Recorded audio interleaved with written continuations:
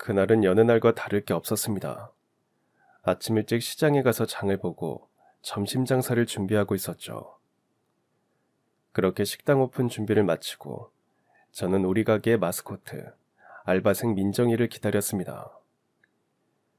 평소라면 민정이는 오전 11시가 주고 만든 시간에 해맑은 목소리의 인사와 함께 가게 문을 열며 들어섰습니다.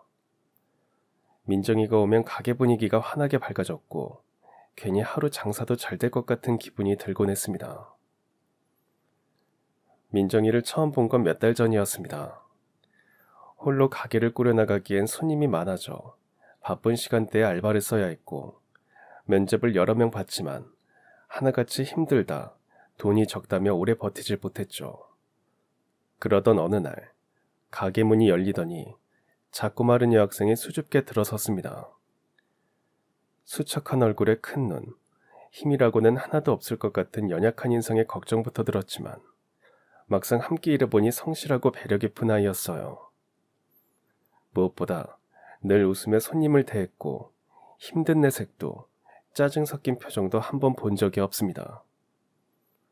며칠 만에 저는 민정이가 단순히 일 잘하는 알바 그 이상이라는 걸 알게 됐습니다. 식당 일이 익숙치 않을 텐데도 묵묵히 따라했고 주문이 밀려도 허둥대지 않았습니다. 그 무렵 민정이가 낸 이력서를 찬찬히 보다가 부모님 없이 할머니와 단둘이 산다는 걸 알게 됐죠. 그래서였을까요? 저는 점점 민정이를 그냥 직원으로 보기보다는 마치 가까운 조카처럼 여겼습니다. 하지만 그날 늘 같은 시간에 가게로 들어와 인사를 건넬 민정이가 오지 않았습니다. 걱정이 되어 연락을 해보려던 찰나 문자 한 통이 도착했습니다. 사장님, 저 민정이에요. 죄송한데 저 오늘부터 가게 못 나갈 것 같아요. 이렇게 문자로 말씀드려서 정말 죄송합니다. 그리고 이번 달 일한 돈은 안 주셔도 돼요. 그것까진 차마 못 받겠어요. 사장님, 정말 죄송합니다. 아무 말 없이 갑자기 출근을 안 하는 이들도 많았지만 민정이는 그런 아이가 아니었습니다. 제가 알던 민정이는 책임감이 있었고 도망치는 성격은 더더욱 아니었죠.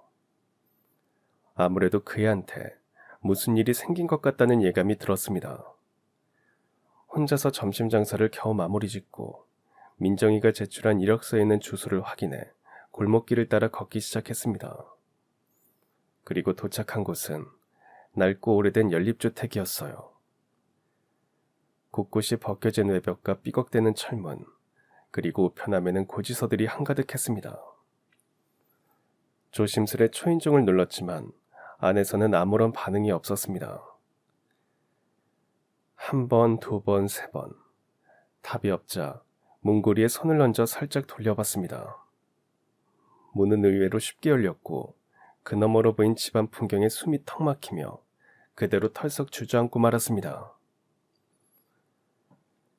저는 남동생과 함께 고아원에서 자랐습니다. 부모님이 어떤 분이었는지, 왜 우리가 이런 곳에 오게 됐는지는 잘 모릅니다. 기억나는 거라고는 어릴 적 병원 대기실 같은 곳에 앉아 멍하니 창밖을 바라보던 장면, 그리고 그날 이후로 낯선 어른 손에 이끌려 고아원 정문을 들어섰던 기억뿐입니다. 그래도 그 모든 상황 속에서 제가 위안 삼았던 건 바로 제 옆에 항상 남동생이 있었다는 사실이었습니다. 누구 하나 챙겨주는 사람 없이 매일매일을 버텨야 했지만 적어도 동생의 손은 제 손 안에 있었으니까요. 서로를 놓치지 않으려고 꼭 붙어 다녔고 제가 조금이라도 더 나이가 많은 누나라는 이유로 동생을 지키는 게 저한테 주어진 중요한 임무처럼 느껴졌습니다. 우리가 지냈던 고아원은 읍내에서 버스로 한참을 더 들어가야 나오는 작은 시골 마을에 있었습니다. 낡은 슬레이트 지붕 건물, 아침 저녁으로 물방울 맺히던 창문, 그리고 아이들 목소리가 늘 가득했던 식당과 강당. 언뜻 보면 평온한 시골 보육시설 같았지만 실제로는 매달 운영비를 걱정해야 하는 빠듯한 현실에 놓여 있었어요. 아이들 수에 비해 이불이 부족했고 겨울이면 따뜻한 외투가 없어 옷을 두세 겹씩 껴입었습니다. 먹을 것도 모자랐고 가끔 단체에서 기부받은 간식이라도 생기면 그날은 그야말로 잔칫날이었습니다. 사실 그땐 어렸기에 정확한 사정은 몰랐습니다. 하지만 이상하다고 느낀 적은 여러 번 있었습니다. 예를 들면 갑자기 아이들 생일 선물이나 겨울 내복이 예년보다 줄어들거나 간식을 먹던 횟수가 부쩍 줄어들거나 할 때면 어른들의 표정에는 걱정이 가득했어요. 그리고 어느 날 원장 선생님이 사무실 문을 살짝 열어둔 채 통화하는 걸 우연히 듣게 됐습니다. 원장님은 수화기를 꼭 붙잡고 한숨을 푹 쉬며 이렇게 말하셨습니다. 정말 큰일이야. 지금도 군에서 나오는 보조금이랑 후원금으로 겨우 꾸려가고 있는데 이제 후원자까지 줄어들었으니 이대로 가다가는 문 닫아야 할지도 몰라. 우리 애들 다 뿔뿔이 흩어지면 어떡하니. 형제나 남매들은 가능한 같이 보내야 한다지만 다른 곳에서 받아줄지도 모르겠고 정말 걱정이야. 그 순간 저는 숨이 턱 막혔습니다. 당시 중학생이었던 저는 그 말의 의미를 어느 정도 이해할 수 있었습니다. 문 닫는다는 건 이곳이 사라진다는 거고 아이들이 흩어진다는 건 무슨 일이 있어도 함께하겠다고 마음먹은 동생과도 떨어질 수 있다는 의미였습니다. 너무 무서웠어요. 그날 이후로 저는 동생의 손을 더 꼭 붙잡고 잠들었고 꿈에서도 우리가 헤어지는 장면을 수없이 꿨습니다. 눈을 뜨면 괜히 동생 얼굴을 확인하곤 했죠. 어떻게든 이곳이 무너지지 않기를, 우리가 갈라지지 않기를 매일 밤 기도했습니다. 하지만 고아원의 생활은 더욱 어려워지는 듯 했어요. 그런데 며칠 뒤 상황은 기적처럼 바뀌었습니다. 원장님 얼굴에 처음으로 안도의 빛이 떠올랐고 식사 때 나오는 반찬도 아이들에게 나눠주는 세면도구나 옷까지도 조금씩 나아지기 시작했습니다. 알고 보니 어떤 후원자분이 금전적인 지원을 해주신 덕분이었습니다. 그분은 나이가 지긋한 할머니였는데 한 단체를 통해서 꾸준히 여러 곳에 후원을 해주시다가 저희 고아원의 안타까운 사정을 듣고 큰 금액을 직접 기부해 주신 겁니다.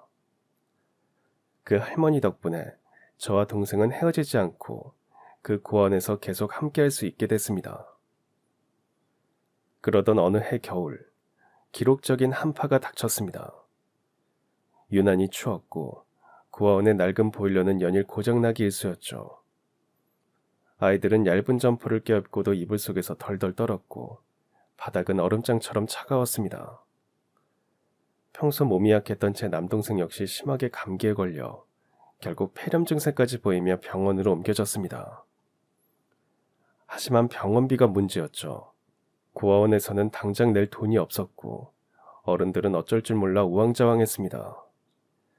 전 너무 겁이 났어요. 혹시 동생이 치료를 제때 못 받아 잘못되기라도 할까봐 열이 펄펄 끓는 동생 곁에서 붙잡은 손을 놓지 못하고 병실 바닥에서 밤을 지새웠습니다. 동생 옆에서 깜빡 잠이 들었는데 어른들의 목소리에 눈이 떠졌습니다. 저희 원장님과 어떤 할머니 한 분이 병실에 서 계셨어요. 박 여사님 정말 감사합니다. 여사님 아니었으면 저 아이 이번에 정말 큰일 났을지도 몰라요. 이 매번 이렇게 받기만 해서 어떻게 하면 좋을지 모르겠어요. 이렇게라도 도움이 된다면 다행이죠. 마음 같아서는 고아원에 자주 와서 도울 거 있으면 돕고 싶은데 보다시피 나도 나이가 있어서 이렇게밖에 도와줄 수가 없네요. 이번에도 역시나 할머니의 후원금으로 제 동생이 제대로 된 치료를 받을 수 있게 된 거였어요. 그분이 아니었다면 동생은 아마 입원은커녕 치료도 못 받고 돌아와야 했을 겁니다. 그분 덕에 동생은 무사히 입원해 약물 치료를 받고 며칠 뒤 고비를 넘겼습니다. 얼마 후 태어난 동생을 품에 안았을 때 저는 눈물이 왈칵 쏟아졌습니다. 그날의 감정은 평생 잊을 수 없을 겁니다. 누군가의 보이지 않는 손길이 한 아이의 생명을 지켜줬고 저 같은 중학생에게 세상은 그렇게 완전히 외롭기만 한 건 아니구나 하는 희망을 처음 느끼게 해줬거든요. 그 후 김 여사님은 가끔 직접 고아원으로 찾아오셨습니다. 항상 따뜻한 미소를 띤 얼굴로 아이들 하나하나 눈을 맞추며 손을 잡아주셨고 이름도 외워서 불러주시던 모습이 기억납니다. 저는 할머니를 보자마자 달려갔습니다. 할머니, 그때 인사를 제대로 못 드려서요. 저희 동생 병원비 내주셔서 정말 감사합니다. 아, 네가 선아 맞지? 동생 잘 돌봐준다고 원장님이 선아 칭찬 많이 하시더라. 앞으로도 동생이랑 잘 지내야 한다. 어른들 말씀도 잘 듣고. 그리고 선아야, 네가 좋은 사람이 되어야 해. 세상이 다 각박하다고 해도 너를 도와줄 사람은 분명히 있다. 그리고 너도 누군가에게 따뜻한 사람이 되어줘야 해. 할머니가 해주신 그 말은 오래도록 제 머리와 가슴에 남았습니다. 그 말을 듣고 난 뒤 저는 다짐했죠. 나중에 어른이 되면 저 할머니처럼 누군가에게 도움이 되는 사람으로 살아야겠다고요. 저는 할머니가 오시는 날을 은근히 기다렸습니다. 그런데 어느 날부터인가 할머니의 모습을 보기 힘들어졌고 더 이상 어떤 소식도 들리지 않았습니다. 걱정이 되고 궁금하기도 해서 원장님께 물어봤지만 별다른 설명은 들을 수 없었어요. 다만 원장님께서도 어딘가 걱정스러운 눈빛으로 말씀하셨죠. 선아, 너도 박 여사님이 걱정되나 보구나. 아휴, 여사님이 괜찮으셔야 할 텐데. 그 말을 듣자 저는 마음이 불안해졌습니다. 나이가 많으신 분이니 혹시 건강이 안 좋아지신 건 아닐까 하고요. 그래서 마음속으로 조용히 그분을 위해 기도를 했던 날도 많았습니다. 하지만 끝내 다시 할머니를 만날 수는 없었고 그렇게 저희의 인연은 자연스럽게 멀어졌습니다. 그리고 몇 년 뒤, 저 역시 고아원을 떠날 시기가 다가오고야 말았습니다. 저는 고아원을 나서며 동생에게 말했어요. 2년 후에는 너도 이 고아원에서 나와야 하잖아. 내가 먼저 나가서 너랑 지낼 방 한 칸이라도 구할 수 있게 돈 모아볼게. 그러니까 너는 여기서 원장님 말씀 잘 듣고 건강하게 지내고 있어. 그리고 대학도 가야 하니까 공부도 꾸준히 해야 한다. 너네가 자주 연락할게. 저는 옷가지에 든 작은 가방 하나를 손에 들고 고아원을 나섰습니다.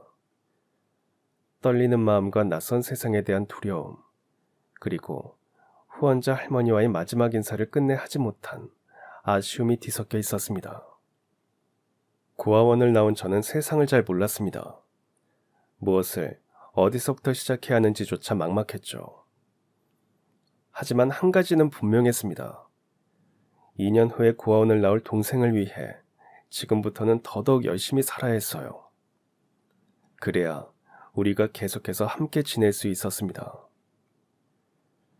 처음 발 디딘 곳은 허름한 반지하 방이었어요. 문을 열면 축축한 곰팡이 냄새가 올라왔고 여름엔 습기, 겨울엔 찬 기온에 몸서리를 쳐야 했습니다. 하지만 거기서부터 저는 다시 시작했습니다. 남들이 꺼리는 일부터 닥치는 대로 했습니다. 식당 설거지, 편의점 야간 근무, 마트 시식 알바까지 하루에 3군데를 돌기도 했고 잠은 보통 4-5시간 남짓밖에 잘 수 없었어요.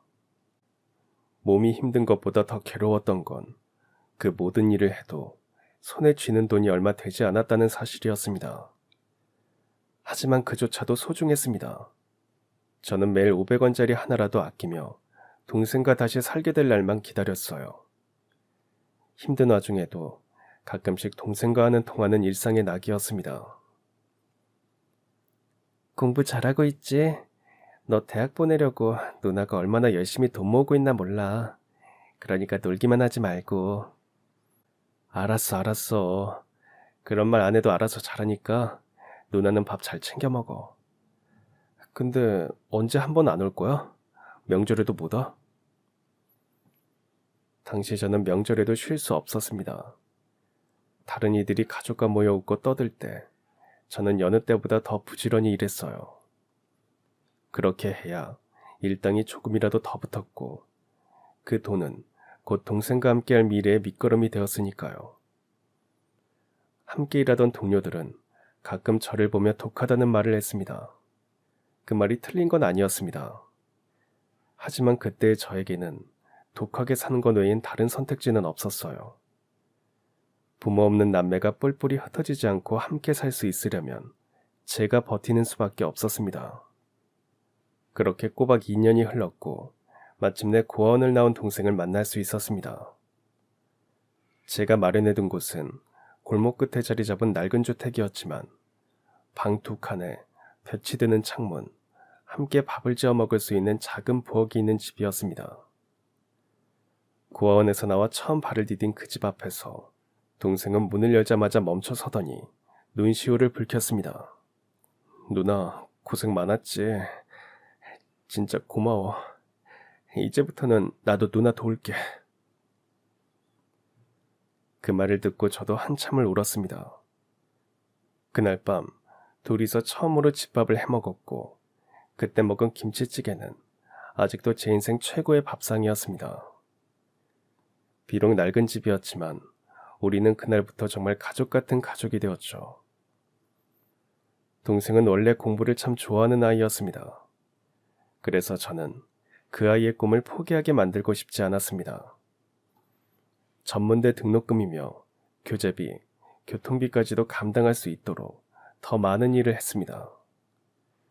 낮에는 편의점 아르바이트, 저녁에는 연회장이나 뷔페에서 서빙, 새벽에는 도매시장에 나가 박스를 옮기며 하루 3타임씩 일했습니다. 그렇게 번 돈을 생활비와 학비로 나눠 통장에 쪼개 넣으며 버틴 세월이 또 몇 해가 흘렀습니다. 공부를 마친 동생이 취직해서 정장을 입고 번듯한 회사에 첫 출근을 하던 날, 저는 괜스레 눈물이 났습니다. 그리고 한 달 뒤, 동생은 월급을 뽑아 제게 주며 말하더라고요. 누나, 이젠 내가 누나 돌볼게. 누나도 힘든 일 생기면 꼭 말해줘. 혼자 다 짊어지려 하지 마. 그리고 있잖아. 누나도 이제는 하고 싶은 거 하면서 살아. 내가 도와줄게, 응? 그 말을 들었을 때 고맙긴 했지만 아직 이르다는 생각이 들었어요. 저는 동생이 좋은 사람을 만나서 결혼까지 하는 걸 보고 싶었습니다. 그렇게 몇 해가 더 흘렀고 마침내 동생은 좋은 사람을 만나 결혼을 결심했습니다. 예비 신부를 처음 봤을 때 제 동생을 진심으로 아끼는 눈빛이 느껴졌어요. 그래서 저는 누구보다 기쁘게 두 사람의 앞날을 축복했습니다. 그동안 일하고 동생 장가까지 보내느라 정작 제 결혼할 시기는 훌쩍 지나버렸지만 후회는 없었습니다. 결혼식 날 동생은 제 손을 꼭 잡고 말했습니다. 누나 덕에 내가 이렇게 사람 구실하면서 사는 거야. 이제 내 걱정은 그만하고 꼭 누나 삶을 살아. 내가 옆에서 도와줄게. 동생 결혼까지 시키고 나니 이제는 진짜 나를 위한 삶을 살아도 되겠다는 욕심이 생겼습니다. 그리고 고아원을 떠나 일을 하면서 품었던 작은 꿈 하나를 꺼냈죠. 그 꿈은 내 이름으로 된 작은 식당을 내보는 것이었습니다. 아담한 식당에서 손님들에게 따뜻한 한 끼 대접하면서 그렇게 살아보고 싶었어요. 저는 동생에게 제 꿈을 말했어요. 선호야, 누나가 네 말 듣고 생각을 해봤어. 사실 예전부터 작은 식당 하나 차려보는 게 내 소원이었거든. 이제 그 꿈을 현실로 만들어보려고. 누나 잘 생각했어. 자, 이거 받아. 이거 내가 조금씩 모은 돈이야. 그동안 누나가 나 때문에 얼마나 고생 많았는지 다 알아. 거기에 비하면 이거 한참 모자라지만 그래도 받아줘. 이 돈 보태서 누나 식당 알아봐. 저는 동생이 내민 통장 속 돈과 제가 몇 년간 조금씩 모은 돈, 그리고 약간의 은행 대출을 받아서 마침내 가게를 계약했습니다. 저는 그곳에 제 인생 처음으로 온전히 제 것이라 할 수 있는 작은 식당을 열었습니다. 메뉴는 단촐했지만 모든 반찬에 손수만 들었고 진심을 담았습니다.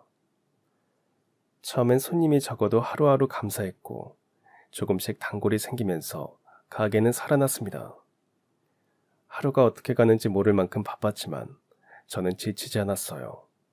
오히려 신이 났습니다. 이 식당은 단지 생계수단이 아니라 제가 살아온 시간의 보상이고 고단했던 세월 끝에 제 손으로 만든 작은 기적과도 같은 존재였으니까요. 식당을 연 지 1년쯤 지났을 무렵부터 혼자서 모든 걸 감당하기엔 버거운 날이 늘어나기 시작했습니다. 처음에는 제 손 하나로도 충분할 정도로만 손님이 찾아왔지만 단골이 생기고 동네 어르신들 사이에서 맛집으로 입소문이 나면서 점심시간은 정말 눈코 뜰 새 없이 바빠졌습니다. 그래서 바쁜 시간대만이라도 도와줄 아르바이트생을 구해야만 했습니다. 동네 구인 게시판에 종이 쪽지를 붙이고 온라인에도 공고를 올렸습니다. 면접도 몇 번 봤습니다. 하지만 요즘 애들은 일 시작한 지 며칠 만에 이런저런 핑계를 대고 그만두기 일쑤더라고요. 그럴 때마다 저는 혼자 다시 장바구니를 들고 새벽 시장에 다녀오고 반찬을 만들고 땀에 젖은 앞치마를 바꿔가며 하루를 버텨야 했습니다. 그러면서 성실한 직원이 찾아오기를 기다렸어요. 그리고 마침내 한창 점심 장사가 끝나고 설거지를 마무리하던 오후 늦은 시간, 가게 문이 열리더니 작은 체구에 앳된 얼굴을 한 여학생이 수줍게 들어섰습니다. 하얗고 마른 팔, 가녀린 몸, 그리고 어딘지 모르게 조심스러운 눈빛. 처음엔 솔직히 망설였습니다. 딱 봐도 연약해 보이는 저 소녀가 무거운 반찬 그릇을 나르고 점심시간 손님 응대까지 감당할 수 있을지 걱정이 되더라고요. 하지만 마땅한 사람도 없고 그 아이가 용기를 내어 찾아왔다는 것만으로도 무시할 순 없었어요. 그 학생은 제게 이력서 한 장을 내밀었습니다. 대충 훑어보고 물어봤어요. 이름이 김민정? 나이는 19이네요. 네, 2달 후에 20살 됩니다. 그럼 식당 일 해본 적 있어요? 아니요. 해본 적은 없지만 저 일머리 좋다는 말은 꽤 들어봤어요. 학교 다니면서 편의점 알바도 틈틈이 해봤고요. 근데 생각보다 식당 일이 정말 힘들어요. 그리고 페이도 최저시급보다 조금 더 줄 수밖에 없는데 괜찮겠어요? 네, 시켜만 주시면 정말 열심히 하겠습니다. 저도 당장 사람이 급했고 그 학생도 일자리를 구하는 게 급해 보였습니다. 걱정이 되긴 했지만 이것저것 따질 상황도 아니었죠. 그래서 학생에게 말했어요. 그래요. 그럼 일단 이번 주만 같이 일해봐요. 해보고 정 힘들면 말해요. 내일부터 나와줄 수 있죠? 네, 나올 수 있어요. 감사합니다, 사장님. 저 정말 열심히 할게요. 그렇게 해서 다음 날부터 민정이라는 그 아이와 함께 일하게 됐습니다. 그런데 제 걱정과는 다르게 민정이는 보기보다 훨씬 야무졌어요. 접시를 닦아도 꼼꼼했고 반찬을 나를 때도 무겁다는 말 한마디 없었어요. 무엇보다 인상 깊었던 건 늘 웃는 얼굴이었습니다. 그리고 그 미소는 누군가와 많이 닮은 것 같았는데 누군지는 잘 떠오르지 않았어요. 민정이는 열심히 일했고 가게에 오는 모든 사람에게 친절했습니다. 단골 어르신들이 민정이의 인사 한마디에 웃으면서 들어오셨고 어떤 손님은 농담처럼 말씀하셨어요. 이 집은 사장님 음식 맛도 좋지만 저 학생 미소 보려고 온다니까요. 그렇게 민정이는 저희 가게의 마스코트가 되었습니다. 그 웃음과 성실함에 저 역시도 점점 마음을 열게 되었죠. 며칠 뒤 가게가 좀 한가할 때 민정이가 낸 아르바이트 지원서를 자세히 들여다봤습니다. 그러다 눈에 들어온 게 있었어요. 바로 가족관계였습니다. 민정이에게 가족이라고는 할머니 한 분뿐이었어요. 부모에 대한 항목은 비어 있었죠. 아무 말 없이 한참 동안 이력서를 들여다봤습니다. 민정이도 혼자 가장 노릇을 하며 산다는 걸 알게 되자 가슴 한쪽이 아릿하게 저렸습니다. 그렇게 밝은 미소 뒤에 이런 사정이 있다는 건 몰랐었죠. 민정이의 모습이 제 지난날과 겹쳤습니다. 그날부터였을 겁니다. 민정이가 더 예뻐 보이고 같이 밥을 먹을 때면 반찬 하나라도 더 얹어주게 됐던 거요. 민정아, 너 너무 말랐어. 밥 좀 더 먹어. 아 참, 그리고 이따가 퇴근할 때 냉장고에 있는 반찬 가져가. 장조림이랑 멸치볶음 만들었는데 가서 할머니랑 같이 먹어. 사장님, 이렇게 안 챙겨주셔도 되는데 너무 죄송해서요. 뭐가 죄송하니. 우리 동생네 줄 거 만들면서 좀 더 만든 것뿐이야. 그러니까 미안하다는 말 그만하고 가져가서 할머니랑 맛있게 먹어. 부족하면 또 말하고. 그리고 어느덧 민정이가 일한 지 2달이 되었고 월급날이었습니다. 점심 장사를 마치고 뒷정리를 한 뒤 퇴근하려던 민정이를 불렀습니다. 민정아, 오늘 월급날인 거 잊었어? 월급은 계좌로 보냈고. 자, 이건 내 보너스. 보너스요? 사장님, 반찬이랑 이것저것 챙겨주시는 것도 감사한데요.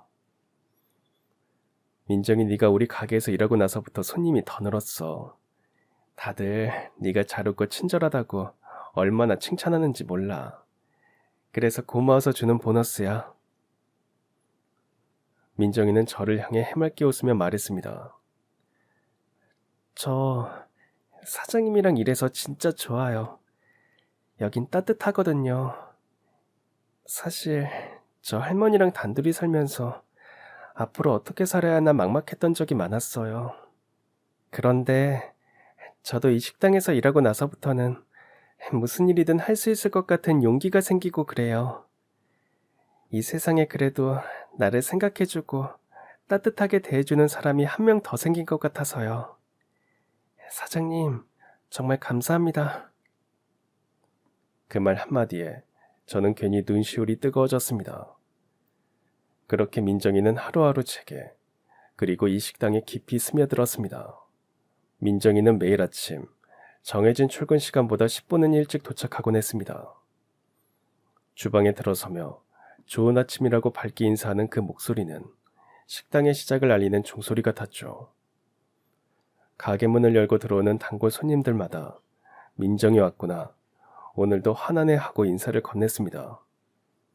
그 아이가 웃으며 서빙하고 있으면 어쩐지 가게 전체가 한결 따뜻해 보였습니다. 민정이와 일한 지도 5개월쯤 지났을 무렵이었습니다. 평소와 다를 것 없는 하루였죠. 저는 새벽부터 부지런히 시장을 받고 식당에 도착해 재료를 손질하고 음식을 만들었습니다. 그러다 보면 어느덧 가게 오픈 시간이 다가왔어요. 그런데 그날은 원래라면 밝게 인사하며 출근하는 민정이의 목소리가 들려야 할 시간인데도 어쩐지 조용했습니다. 조금 늦어지나 보다 했지만 11시가 가까워졌는데도 민정이는 나타나지 않았어요.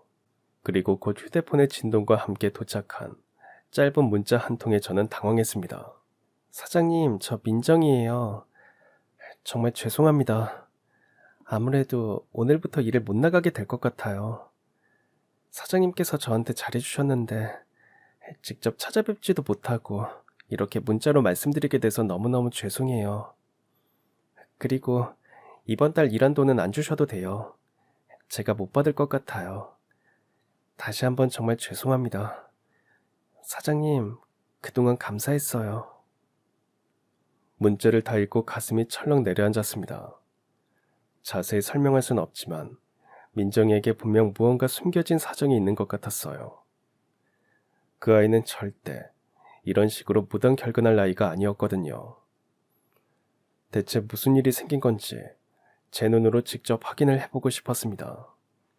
하지만 바로 장사를 접을 수는 없었기에 점심 장사만 겨우 마치고 손님이 한가해지자마자 서랍 속에서 민정이가 제출했던 지원서를 꺼냈습니다. 거기 적힌 주소를 다시 확인한 뒤 그 길로 곧장 발걸음을 옮겼습니다. 민정이의 집으로 가려면 좁은 골목 안쪽으로 한참을 걸어 들어가야 했어요. 그리고 도착한 곳은 낡고 오래된 연립주택이었죠. 곳곳이 벗겨진 외벽과 삐걱대는 철문, 그리고 우편함에는 고지서들이 한가득했습니다. 초인종을 몇 번 눌렀지만 안에서는 아무런 반응이 없었고 할 수 없이 저는 문을 열고 들어갔습니다. 안에서 아무 기척이 없는 듯 했는데 잠시 후 문이 열렸습니다. 그리고 민정이 얼굴이 보였어요. 민정이는 제가 올 거라고는 예상도 못했는지 깜짝 놀란 눈치였습니다. 사장님이 여기까지 어떻게 오셨어요? 문자 받고 걱정돼서 왔지. 대체 무슨 일인지 얘기 좀 하자. 민정이는 한참 머뭇거리다가 한 발짝 물러나 저를 집 안으로 들였습니다. 신발을 벗고 집 안으로 들어섰고 순간 발걸음이 멈췄습니다. 거실이라고 하기에도 비좁은 공간.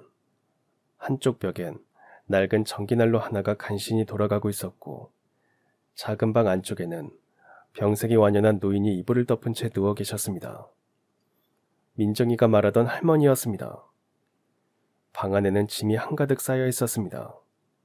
마치 어딘가로 이사를 가려는 듯 했죠. 민정아, 대체 무슨 일이야? 왜 갑자기 일을 그만둬야 했던 거니? 민정이는 침묵 끝에 작은 목소리로 털어놨습니다. 며칠 전에 건물주가 찾아왔어요. 여기 재개발한다고 나가래요. 근데 이 집이 무허가 주택이라서 보상도 없대요. 집 비우라는 날짜는 다가오고 이삿짐 센터 부를 돈도 없어요. 할머니는 아프시고 어디로 가야 할지도 모르겠고 그래서... 민정이는 말끝을 흐리며 고개를 숙였습니다. 알바를 가야 하긴 하는데 도저히 지금은 그럴 상황이 아니라서 문자밖에 못 보냈겠더라고요. 죄송해요, 사장님. 일방적으로 그만둬서. 저는 그제야 알았습니다. 성실하고 착한 민정이가 왜 그렇게 문자 한 통만 남길 수밖에 없었는지 말이죠. 그리고 가슴이 먹먹해졌습니다. 민정이의 말대로라면 지금 이 집에서 쫓겨나면 갈 곳이 없었어요. 곧 짐을 들고 떠나야 하지만 그 어디에도 목적지는 없었죠. 이삿짐 옆에 놓인 비닐봉투 속엔 소형 전기포트, 라면 몇 개, 그리고 누더기 이불이 전부였습니다. 고시원이든 쪽방촌이든 아니면 그냥 빈집이라도 어디든 들어가야 했을 테지만 몸이 아픈 할머니를 모시고 갈 곳은 마땅치 않았을 겁니다. 그리고 이제 막 20살이 된 민정이에게 이 모든 일은 두려웠을 테죠. 저 역시 그런 시절이 있었기에 민정이의 마음이 다 이해가 갔습니다. 저는 방 안을 둘러보게 됐어요. 방구석, 허름한 서랍 위에는 액자가 하나 놓여 있었습니다. 빛버린 사진 속에는 교복을 입은 중학생쯤 되어 보이는 민정이와 지금보다 훨씬 건강해 보였던 할머니가 나란히 서 있었습니다. 그 할머니의 얼굴을 보는 순간 저는 숨이 멎는 줄 알았습니다. 사진을 가까이 확인하고 저는 단번에 알 수 있었습니다. 그 사진 속 할머니는 제가 고아원에 있을 때 몇 번이고 직접 찾아와 손수 간식을 나눠주고 제 동생이 폐렴으로 입원했던 때 어려운 사정을 듣고는 병원비까지 다 내주셨던 그 후원자 할머니였습니다. 언젠가부터 고아원에 찾아오시는 날이 줄어들어 인연이 끊기긴 했지만 늘 감사했던 그분이 바로 민정이의 할머니였습니다. 어찌나 가슴이 먹먹하던지 눈앞이 흐려졌습니다. 그때 제게 따뜻한 사람이 되라고 말씀해 주시며 머리를 쓰다듬어 주시던 그 손길이 지금 이 낡은 방 안의 냉기 속에 여전히 살아있다는 사실이 너무나도 뭉클했습니다. 민정아, 이분이 정말 너희 할머니죠? 네, 저희 할머니예요. 사장님 왜 그러세요? 민정아, 혹시 너희 할머니 예전에 고아원 같은 곳에 봉사 다니시거나 후원하시던 적 있으셨니? 민정이는 당황한 듯 눈을 크게 뜨고 고개를 끄덕였습니다. 네, 어릴 때 들은 적 있어요. 저희 부모님 살아계실 때에는 할머니께서 재단을 통해 후원도 하셨고 직접 봉사도 다니셨다고요. 사장님 혹시 우리 할머니랑 아는 사이세요? 저는 민정이에게 아주 오래전 제게 있었던 일을 이야기했습니다.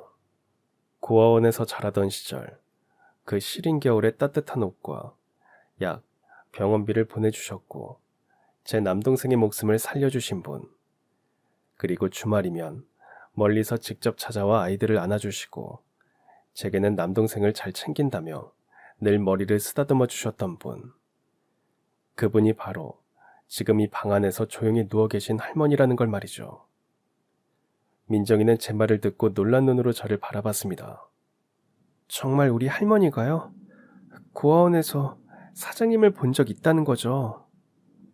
그래, 그때 너희 할머님 덕분에 내가 동생이랑 떨어지지 않고 버틸 수 있었어. 너희 할머니가 후원해 주시고 좋은 말씀도 해주셔서 내가 지금 여기까지 올 수 있었던 거야. 그때였습니다.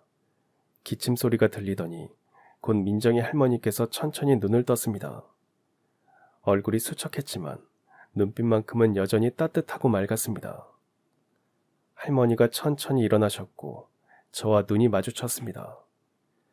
반가운 마음에 저는 할머니의 손을 잡고 인사를 드렸어요. 할머니, 저 알아보시겠어요? 제가 너무 커버려서 못 알아보실 수도 있는데 저 예전에 할머니가 후원해 주시던 고아원에 남동생이랑 있던 아이예요. 제 동생이 폐렴으로 입원했을 때 직접 오셔서 병원비도 내주셨는데 기억하시겠어요? 할머니는 기억을 거슬러 올라간 듯 생각에 빠진 듯 했습니다. 그러다 이내 생각이 나신 듯 반갑게 말씀하셨죠. 아, 그래. 기억이 나는구나. 이름이 선아였나? 네, 맞아요. 세상에, 이름도 기억하고 계셨구나. 할머니는 그때도 고아원에 있는 모든 애들 이름을 다 기억해 주셨어요. 그래서 한 명 한 명 불러주셨고요. 그때 그게 되게 좋았어요. 그래, 그때 동생 챙기는 게 어찌나 기특하던지. 아이고, 그 아이가 벌써 이렇게 큰 거야? 저는 참았던 눈물이 왈칵 쏟아졌습니다. 세월이 그렇게 흘렀는데도 저를 기억해 주신다는 게 그저 감사할 따름이었습니다. 민정이 할머니는 고요히 저를 바라보셨습니다. 얼굴은 많이 수척해졌고 예전처럼 맑은 미소를 띠긴 어려워 보였지만 그 눈빛만큼은 여전히 따뜻했습니다. 생각해보니 민정이의 미소는 할머니를 참 많이 닮아 있었습니다. 할머니는 지친 숨을 고르며 천천히 이야기를 꺼내셨습니다. 할머니는 젊은 시절부터 지역사회에서 따뜻한 사람으로 통했습니다. 남편과 사별한 뒤 혼자 아들을 키우면서도 항상 남을 먼저 살폈고 생활은 넉넉치 않았지만 꾸준히 지역 복지시설과 고아원, 양로원 등에 후원하고 주말마다 도시락을 싸서 어려운 이웃에게 배달하곤 했어요. 그리고 특히 고아원에는 시간이 될 때마다 직접 찾아와 아이들 손도 잡아주고 말벗도 대어줬던 그런 분이었습니다. 그리고 제가 바로 그중 한 명이었던 거죠. 그런데 모든 것이 무너진 건 몇 년 전 일이었습니다. 유일한 아들 부부가 교통사고로 세상을 떠난 겁니다. 갑작스럽고 처참한 사고였습니다. 어린 민정만이 간신히 살아남았다고 했어요. 게다가 사고 전부터 아들이 운영하던 작은 제조업체가 불황을 겪으며 빚을 내 버텨왔던 탓에 사고 이후 모든 빚과 채무, 심지어 보증까지 고스란히 할머니 앞으로 몰려들었습니다. 그때부터 할머니의 삶은 가파르게 기울기 시작했습니다. 남은 재산은 모두 정리해 민정이 병원비와 아들 며느리의 장례비에 썼고 남은 건 빚과 몸 약한 노인과 어린아이뿐이었습니다. 우리 아들은 말이야, 결혼을 조금 늦게 했어. 공장 하나 세워보겠다고 40 넘어서까지 혼자 지내더니 뒤늦게 좋은 사람 만나서 정착했지. 민정이도 낳고 이제 겨우 자리 잡나 싶었는데 결혼한 지 채 몇 년도 안 돼서 교통사고로 민정이만 남기고 한날 한시에 떠났어. 그 말을 듣는 순간 제 가슴 깊숙한 곳이 먹먹해졌습니다. 할머니의 행복이 얼마나 순식간에 무너졌을지 짐작조차 하기 어려웠습니다. 제가 조심스럽게 물었어요. 그럼 할머님이 고아원에 오시지 못했던 것도 혹시 그 일 때문이었던 거예요? 할머니는 고개를 천천히 끄덕이셨습니다. 그래, 아들 며느리 보내고 공장이며 집이며 다 정리해서 빚 갚고 병원비 내고 장례까지 치르고 나니까 아무것도 안 남더라. 빚덩이였던 민정이라도 살려야 하니까 나도 다시 악착같이 일했지. 허리가 아파도 손이 부르터도 민정이 분유값이라도 벌려면 어쩔 수 없었어. 근데 나이가 드니 아유, 그마저도 안 돼서 나중엔 고물이나 폐지도 주었고 말이야. 할머니가 담담히 말씀하셨지만 그간의 세월 동안 얼마나 고생하며 민정이를 키우셨을지 조금이나마 짐작이 됐습니다. 그러나 세월이 흐르며 할머니의 몸은 점점 약해졌고 관절염에 고혈압, 당뇨까지 생기며 더는 일을 나갈 수 없게 되었습니다. 결국 이 좁고 허름한 무허가 주택까지 들어오게 됐고 기초수급으로 겨우 연명하며 살아야 했죠. 그리고 민정이는 고등학교를 마치자마자 바로 일터로 나섰고 식당이며 카페, 편의점, 할 수 있는 아르바이트를 가리지 않았다고 합니다. 우리 민정이가 나 때문에 고생 많이 했어. 이 작고 여린 애가 나 챙긴다고 학교 다닐 때도 틈만 나면 편의점에서 일하고 주유소에서도 일했어. 근데 나한테는 항상 괜찮다고만 했지. 내가 걱정할까봐. 할머니는 민정이를 향해 힘겹게 손을 뻗으셨습니다. 내가 우리 손녀한테 참 미안해. 제대로 된 거 하나 해준 게 없는데 나 때문에 애가 늘 고생만 하네. 저는 그 말을 들으며 민정이가 제 식당에서 환하게 웃으며 일하던 모습을 떠올렸습니다. 그 밝은 얼굴 뒤에 이런 무거운 짐을 짊어지고 있었다는 걸 저는 조금도 몰랐습니다. 할머니는 제 얼굴을 바라보며 미소를 지으셨습니다. 근데 말이다. 몇 달 전부터 민정이 얼굴이 조금 달라졌어. 알바하고 돌아오면 예전보다 한결 밝아졌더라고. 그래서 같이 일하는 사장님이 좋은 분이라 생각했지. 근데 그 사장님이 선한 너였을 줄은 몰랐네. 저도 할머니를 바라보며 말했습니다. 할머니, 사실 저도 민정이 처음 봤을 때 웃는 얼굴이 어쩐지 낯이 익었어요. 근데 누구를 닮았는지 기억이 안 났거든요. 근데 오늘 보니까 알겠어요. 할머님을 닮았더라고요. 그 환한 웃음이요. 할머니는 고개를 살짝 젖히며 웃으셨습니다. 기억이 안 날 수도 있지. 너무 시간이 많이 흘렀잖니. 그리고 나는 선한 네 인생에 스쳐간 사람일 뿐인데. 저는 고개를 저으며 단호히 말했습니다. 아니에요, 할머니. 그런 말씀하지 마세요. 할머니 아니었으면 제 동생 아마 지금 이 세상에 없었을지도 몰라요. 그때 병원비 내주신 거 저는 아직도 못 잊고 있어요. 그리고 그때 하신 말씀 있잖아요. 세상에 아무리 차가워도 손 내미는 사람이 꼭 있을 거다는 말. 제가 힘들 때마다 얼마나 큰 위로가 되는지 아세요? 할머니는 말없이 제 손을 꼭 잡으셨고 그 따스한 온기가 손끝으로 전해졌습니다. 잠시 뒤 저는 민정이를 바라보며 말했습니다. 민정아, 이제 그 짐 싸지 마. 그리고 당분간 집 걱정도 하지 말고 우리 집으로 같이 가자. 민정이는 깜짝 놀라 제 얼굴을 바라보았습니다. 사장님 정말요? 말씀은 정말 감사하지만 저희가 너무 민폐를 끼치는 건 아닐까요? 저는 고개를 절레절레 저었습니다. 민폐는 무슨... 내가 너희 할머님께 얼마나 큰 은혜를 입었는지 모를 거야. 그 은혜 이제 내가 조금이라도 갚을 차례야. 그러니까 당장 필요한 것만 챙겨. 저 할머니 일어나실 수 있겠어요? 제가 부축해 드릴게요. 저희 집으로 가요. 할머니는 눈을 감고 천천히 고개를 끄덕이셨고 민정이는 손등으로 눈물을 닦았습니다.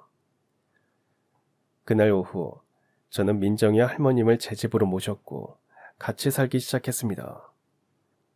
처음엔 조심스러워하던 두 사람도 시간이 지나면서 조금씩 편안해졌습니다. 민정이는 일손이 부족한 제 식당을 아침부터 저녁까지 책임져줬고 할머님은 새벽 일찍 시장으로 향하는 제게 항상 인사를 해주셨어요. 선아야, 항상 차 조심하고 길 건널 때도 차 오는지 안 오는지 잘 살피고 건너고. 할머니, 제가 무슨 어린애도 아니고. 그렇지. 그래도 할머니나 부모들한테 자식은 항상 5살짜리 애나 다름없어. 저는 그 말을 듣고 울컥했습니다. 생각해보니까 부모님이 안 계셨기에 지금까지 살면서 그런 말을 들어본 적이 없었거든요. 할머님과 같이 살면서부터는 부모의 정을 조금이나마 느낄 수 있었습니다. 그리고 민정이는 여전히 밝고 성실했습니다. 무엇보다 제가 놀란 건 그렇게 어려운 형편 속에서도 공부를 손에서 놓지 않았다는 점이었습니다. 민정이는 퇴근하고 나면 식탁에 앉아 문제집을 펴고 인터넷 강의를 들었습니다.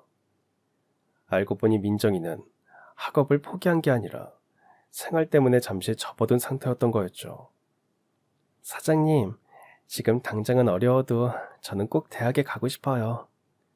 할머니가 제 이름으로 저금해 두신 적금이 있었는데 형편이 어려워서 그것도 다 깨서 써버렸거든요. 그 뒤로는 다시 학비 모을 생각도 못했는데 할 수 있을 것 같아요. 이런 생각 갖게 된 것도 다 사장님 덕분이에요. 정아, 하고 싶은 거 있으면 미뤄두지 마. 너 아직 어리고 뭐든지 할 수 있어. 내가 옆에서 도와줄게. 그날 이후 저는 민정이가 주말마다 시간을 내어 독서실에 다닐 수 있도록 식당 스케줄을 조정해 줬습니다. 그리고 그 아이가 자존심 상하지 않게 자연스레 알바비도 조금 더 챙겨줬죠.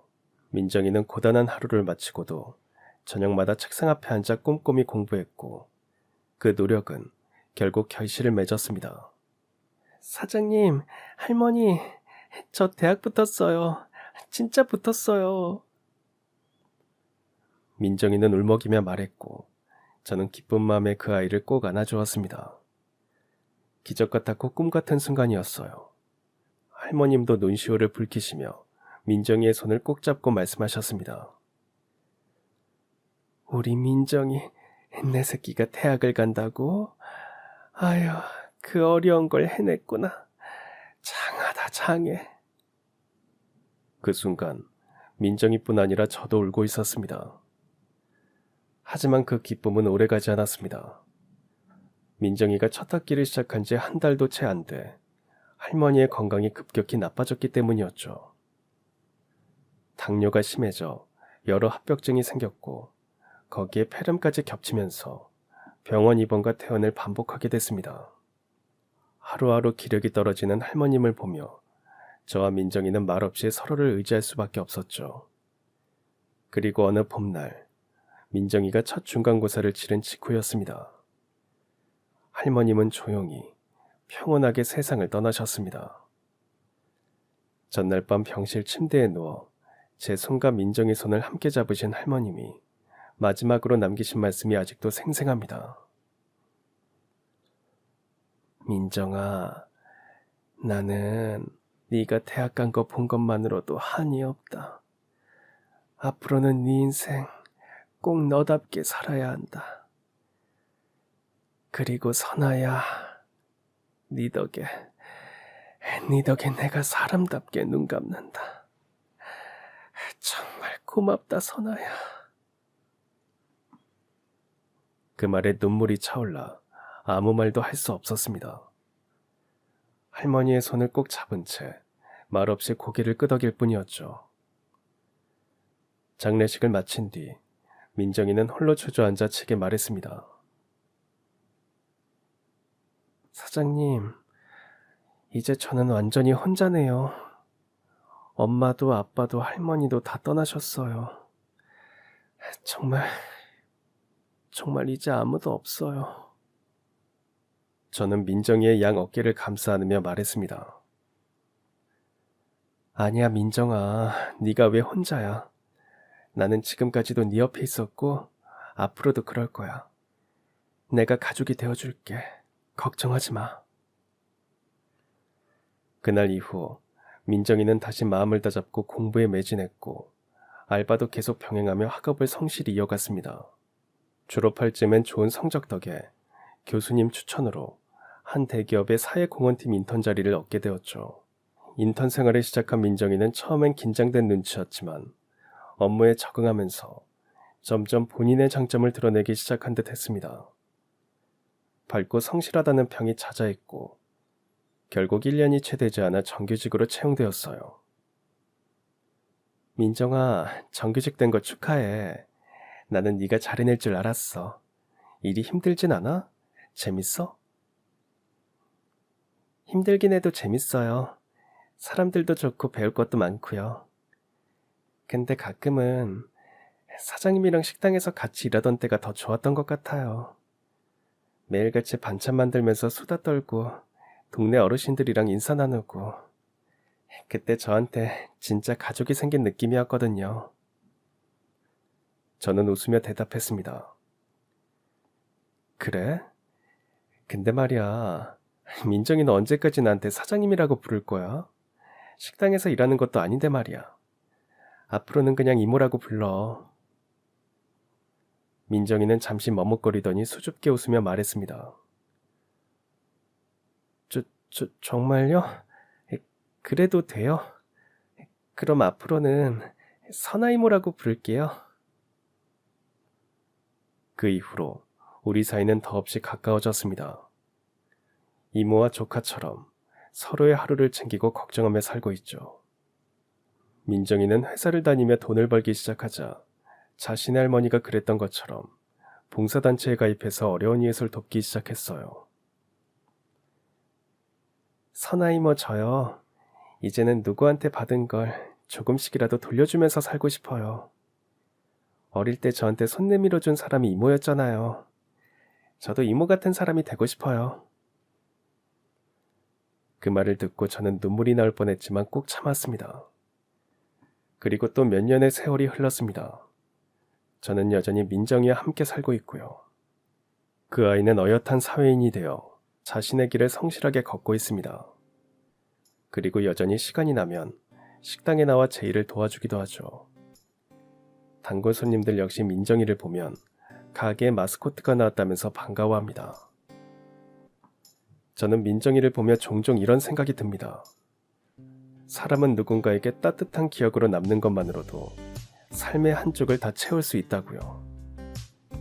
민정이와 저는 그렇게 서로에게 남겨진 가족이 되었고 서로의 삶을 지켜주는 또 하나의 울타리가 되어 오늘도 함께 살아가고 있습니다. 그럼 지금까지 사연 들어주셔서 감사합니다. 사연이 재밌으셨다면 구독과 좋아요 부탁드려요. 감사합니다. 안녕히 계세요.